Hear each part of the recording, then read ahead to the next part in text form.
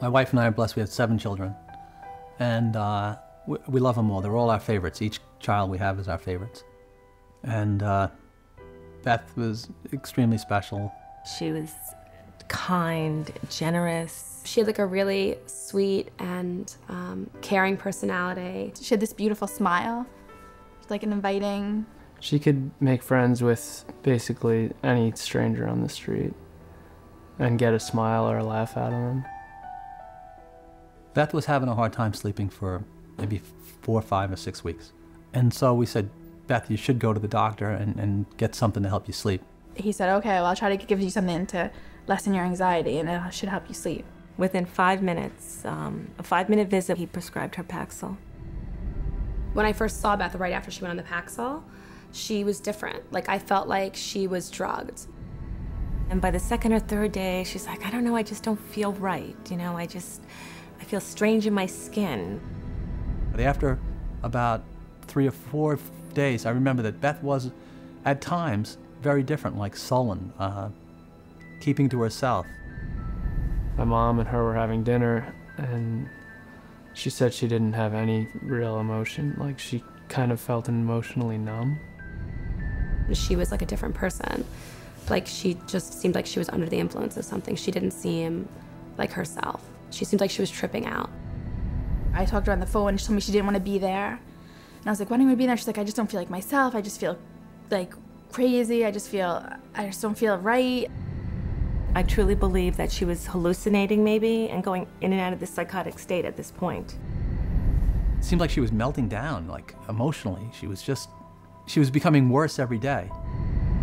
I said, are you suicidal? I actually asked her. And she laughed at me. And she said, no, I would never do that. And I'm thinking in my mind, I'm just gonna lay down next to her and I'll rub her head and I'll talk to her and we'll try to figure out what we're gonna do because something's not right here. And my son Matthew was right behind me, going upstairs. And when I got to the top of the stairs, I saw her hanging in the hallway. Then the police were all over the place and people were coming and going. And about 3 hours, 4 hours after my daughter died, one of my friends came over and said, you know, I was speaking to so-and-so, one of our other friends, and she said, oh, Beth must have been on Paxil. That's the only way she would kill herself. It just wasn't her. There was nothing in her that would have done that. She was the most non-violent, like gentle. It's a violent way to die. It had to be the drug. There was no other answer. If we knew what we knew now, Beth would be here with us today. I know that for a fact.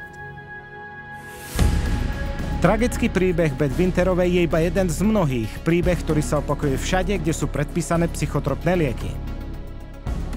Ale psychiatri na vás naliehajú, aby ste verili, že ich lieky sú bezpečné a účinné, pretože oni sú experti na duševné zdravie a vy nie. Ale prípad za prípadom dokazuje, že dôvera k ním môže mať katastrofálne následky. Psychiatry is pseudoscience. It's false science. It cannot withstand rigorous review if people would just look at the evidence. If they help anyone, it's not worth the risk to the people that are harmed by them. They are betraying every customer they have. They don't know what they're doing, and we need to educate the public to use their feet and walk away.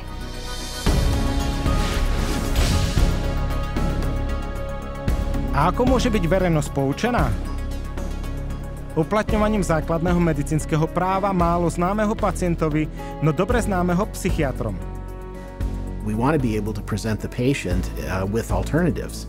And one of the central ideas in ethics is informed consent. The components of informed consent are letting the person know, first of all, what the diagnosis is and what it's based on so that they can say, this is why we need to treat you.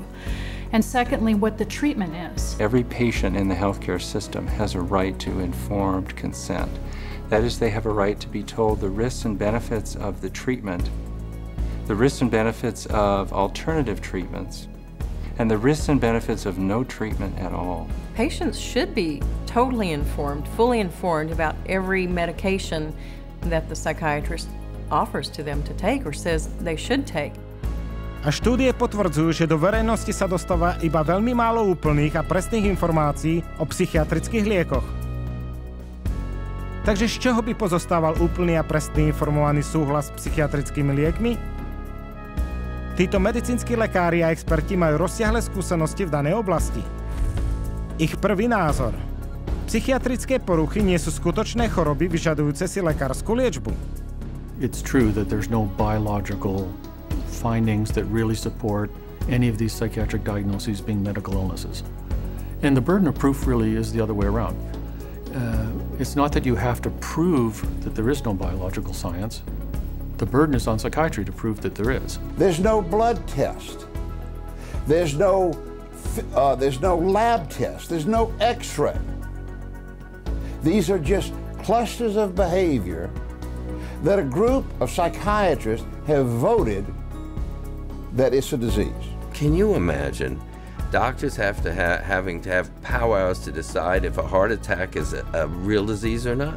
No, they don't have to decide that. They don't have to have a vote on that. They should be asking the doc, geez doc, where's the chemical test for that? Where is the objective test for this? And I guarantee you that they'll be told, we don't have a chemical test for that. There is no such thing as a chemical imbalance. And any psychiatrist that you talk to, if you ask him this question, they'll all admit it in private, but they won't admit it in public. It's a scandal. So this is all subjective. Nothing objective about psychiatry. Po druhé, neexistuje vedecký dôkaz, že psychotropné lieky riešia akékoľvek mentálne problémy. Since there is no measurement for these psychiatric diagnoses, because they're really just subjective, for the same reason there really can't be a measurement for the effects of the drug. In terms of medication, the evidence that's claimed is the medications are highly effective and not very toxic. But actually, in fact, the data in psychiatry are very clear that that's not true. What is true is that the medications are barely, if at all, more effective than placebo. You're selling drugs to people under false premises, under a disease that's been invented. So how do you measure efficacy among a disease that doesn't even exist? Po tretie, psychotropné lieky maskujú symptómy a majú vážne krátkodobé i dlhodobé vedľajšie účinky.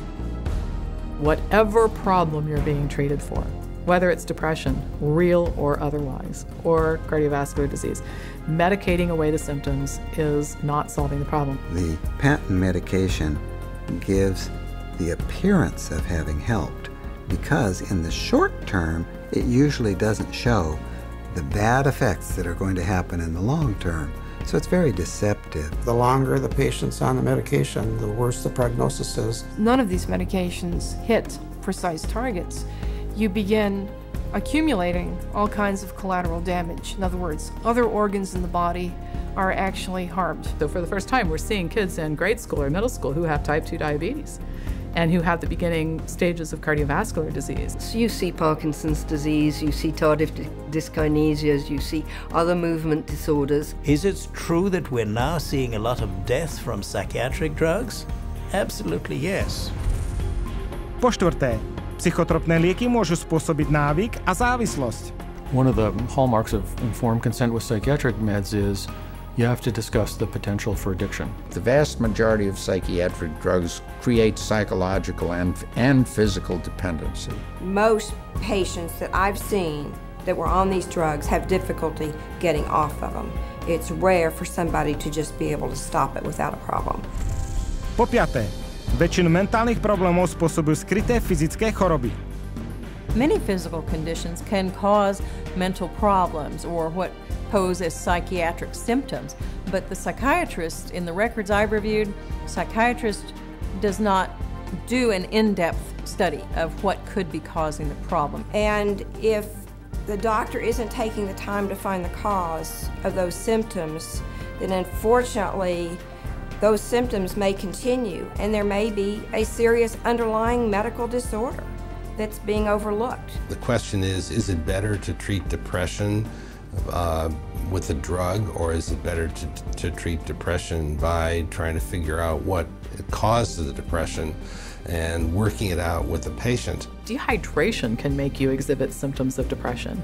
Sleeplessness can make you exhibit symptoms of depression. Eating a terrible diet, hypoglycemia, being sedentary, all of these things are biological reasons for having symptoms of depression. I have in my practice children who are misdiagnosed as having ADD, ADHD, who really have Lyme disease. 70% of all what are classified as mental illnesses actually have a physical cause, a physical problem causing that. Po šieste, bez ohľadu na závažnosť emocionálneho alebo psychologického rozrušenia, existuje mnoho účinných alternatív bez psychotropných liekov. Once you've proven that there is no problem in the body and that there is no malfunction in the brain, then you have to begin to address these other levels of the self. And I think that's what psychiatry has completely stopped doing. There are very few conditions that cannot be treated by other methods than the use of drugs. Any forces that impinge on medicine that make us think that the drug approach is the only approach is undermining good patient care. A pretože je o väčšine alternatív bez liekov pacient len zriedka informovaný, skutočný informovaný súhlas nie je takmer nikdy daný. When you get into informed consent, it's almost a responsibility of the patient to make an inquiry about the hazards of the drug and not rely on what the psychiatrist or physician tells them. We can't go in and abdicate our responsibility as consumers simply because somebody has an MD after their name or someone is a psychiatrist and we think they know more than we do. The best way to protect yourself is to educate yourself, is to ask questions not only of your doctor, but to do your own research. Don't be ignorant, be informed. Get information from as many places as you can. That's how you'll be an intelligent, skeptical consumer, and that's how you will protect the safety of yourself, your children, and your entire family from this industry of death known as modern psychiatry. A rovnako ako moderná psychiatria, liečba psychotropnými liekmi presiaka do nášho sveta už posledných 50 rokov. Ale existuje spôsob, ako odhaliť lekárske zneužívanie. Nahlásením všetkých sťažností a nežiaducich účinkov liekov Národnej agentúre pre reguláciu liekov. MedWatch je federálny ohlasovací program v USA. MedWatch is a voluntary reporting system, a passive reporting system where doctors, patients, healthcare providers, pharmacists, anybody really can make a report saying that they think that what they experienced or what their patient experienced was an adverse drug effect. And this is what we call post-marketing surveillance. And this begins to get a look at what the side effects of long-term or chronic use of these drugs really is. The FDA admits that probably only 1% of all the adverse drug effects are actually reported by patients or physicians.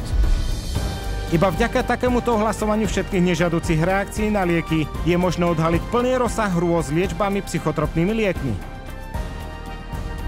Máte fakty. Ukážte toto video svojmu lekárovi a nedovolte sebe, priateľom ani vašim milovaným, aby sa stali ďalšou štatistikou vo veľkom biznise liečby psychotropnými liekmi. Keď sa chcete dozvedieť viac o psychiatrii a psychotropných liekoch, alebo nahlásiť prípad psychiatrického zneužitia, kontaktujte občiansku komisiu pre ľudské práva.